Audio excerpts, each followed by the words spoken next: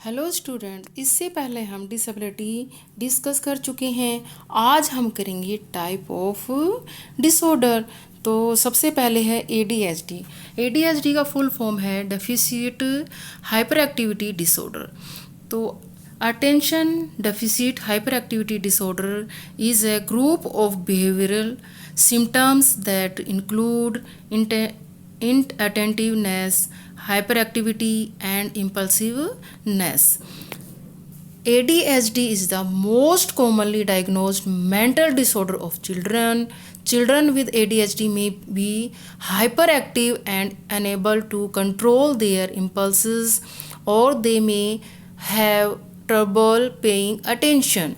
तो मेन कहने का मतलब ये है कि ADHD में इसमें सबसे ज़्यादा प्रॉब्लम बच्चे को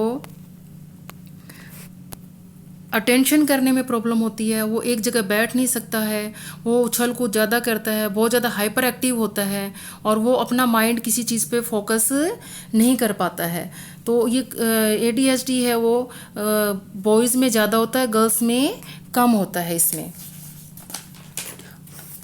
अब सिम्टम्स इन चिल्ड्रन। तो सिम्टम्स इन चिल्ड्रन में आ जाएगा इसके अंदर कि जो इसमें जो सिम्टम्स हैं चिल्ड्रन में, वो रूटीन वाली जो एक्टिविटी है वो क्या करते हैं, वो भूल जाते हैं। रूटीन वर्क करने में उनको प्रॉब्लम होती है और वे चुपचाप बैठकर वो खेल नहीं सकते हैं, बहुत ज़्यादा बातूनी होते हैं। और मेन इसमें अडल्ट्स में जो सिम्टम्स हैं वो कि वो गुस्से पर कंट्रोल नहीं कर पाते हैं, लो स्टीम सेल्फ स्टीम की कमी होती है और ये इजीली फ्रस्ट्रेट हो जाते हैं और डिप्रेशन में रहते हैं। तो इसके मेन आ जाता है इसके कॉजेज़। तो इसमें जेनेटिक मतलब ये है कि जैसे पेरेंटल उसमें ADHD है तो बच्चे में भी होने के चांसेस इसमें होते हैं। ब्रेन इंजरी, यदि ब्रेन इंजरी का मतलब ये है कि उसमें जैसे बर्थ से पहले या बर्थ के बाद बच्चे के सिर पर चोट लगने से ये कोजेज़ हो सकते हैं। और उसके बाद है लो बर्थ वेट है बच्चे में, तो उसमें भी ये मोस्टली ADHD होने के चांसेस होते हैं। और मेन है इसमें कि डाइट, एक ही टाइप की डाइट लेने से भी क्या है ADHD हो सकता है। Lack of discipline in family. तो lack of discipline in family में मतलब कि जैसे कि उनका जो इन्वायरमेंटल है, जो रहने का तरीका है वो अच्छा नहीं है और इकोनॉमिक उससे वीक हैं और फैमिली कंडीशन अच्छी नहीं है, तो उसमें भी ये क्या है होने के चांसेस बढ़ जाते हैं। अब आ जाता है इसमें SPD, sensory processing disorder. Sensory processing disorder is condition in which the brain has difficulty in receiving and responding to information that comes in through the sense. SPD एक ऐसी प्रॉब्लम है जिसमें माइंड में जो है प्रॉपर जो है information नहीं पहुंचती है। बहुत बार SPD जो चिल्ड्रन जो होते हैं उनको हल्का सा छूने पर भी उनको ये लगे कि उनको बहुत ज़ोर से उनको टच किया है। बहुत बार जो हल्की सी भी साउंड होगी वो भी उनको क्या करेगी, बहुत ज़्यादा उनको ये साउंड लगती है। अब इसमें आ जाते हैं इसके कॉजेज़ में आ जाएगा जेनेटिक। यदि पेरेंट में भी है तो बच्चे में भी क्या हो जाती हैं, इसमें होने के चांसेस ज़्यादा होते हैं। लो बर्थ वेट, यदि बच्चे में लो बर्थ वेट है तो सेंसरी प्रोसेसिंग डिसऑर्डर होने के चांसेस बढ़ जाते हैं।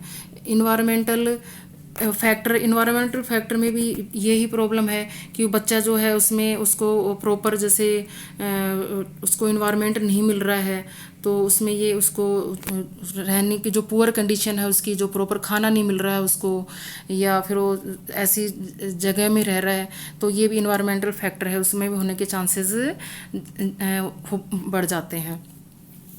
अब आ जाता है इसमें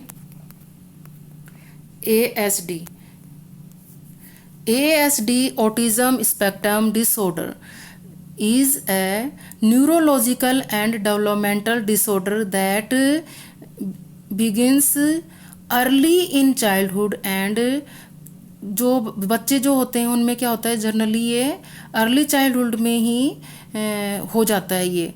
और उसमें फिर एएसडी जो इनको कम्युनिकेशन करने में प्रॉब्लम होती है, इनको सोशल इंटरेक्शन करने में इनको प्रॉब्लम होती है, और एक ही टाइप की एक्टिविटी हैं ये बार बार करते रहते हैं, और किसी के पास बैठना पसंद नहीं करते, आई कांटेक्ट अवॉइड करते हैं, अकेले रहना पसंद करते हैं, और वो बहुत बार अपनी बात को एक्सप्रेस नहीं कर पाते हैं, और उनको बात कर एक्सप्रेस करने में उनको क्या होती है, प्रॉब्लम होती है इसमें।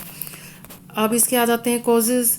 कॉजेज़ में आ जाएगा कि इसके जेनेटिक फैक्टर में वही आ जाएगा सेम सब में कि जो है कि जो पेरेंट में ये प्रॉब्लम है तो बच्चों में भी होने की चांसेस ये बढ़ जाते हैं इसमें।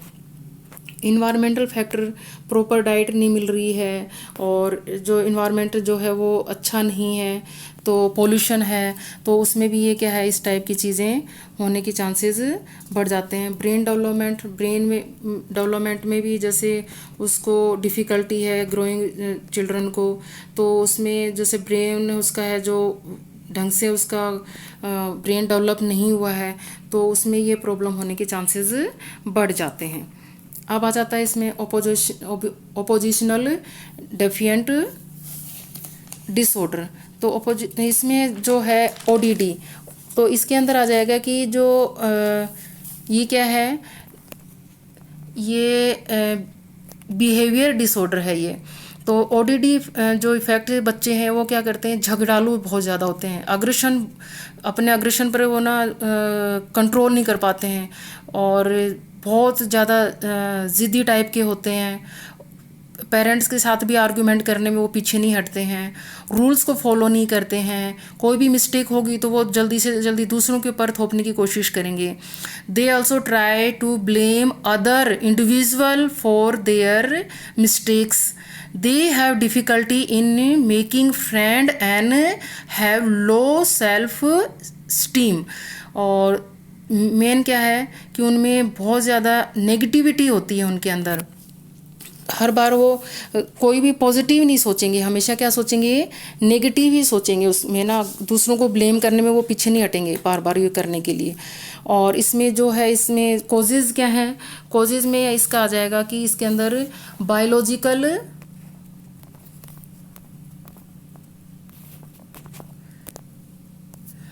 Biological and genetic factor. तो इसमें क्या, जो बायोलॉजिकल मतलब जो वही है जो पेरेंट में है तो बच्चों में भी होने के चांसेस ज़्यादा बढ़ जाते हैं।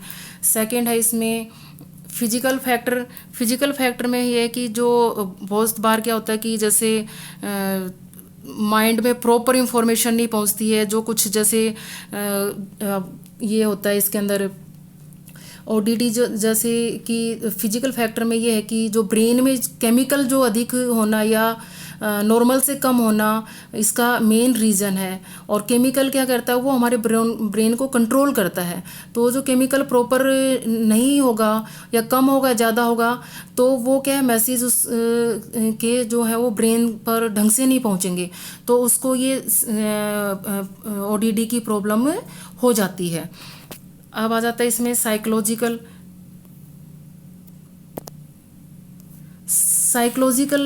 में, इसमें पेरेंट्स के रिलेशन अच्छे नहीं हैं या बच्चों पर ध्यान नहीं देते हैं, ऐसे में ओडीडी हो सकता है।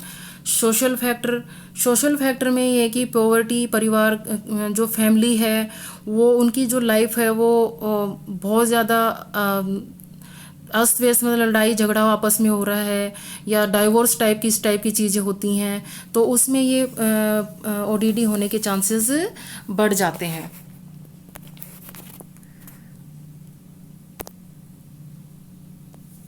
अब है इसमें ओसीडी, ऑब्सेसिव कंपल्सिव डिसऑर्डर। तो ये मेंटल हेल्थ डिसऑर्डर है ये ना एक, और ये किसी भी एज ग्रुप में हो सकता है, ये काफ़ी लंबे टाइम तक भी चल सकता है।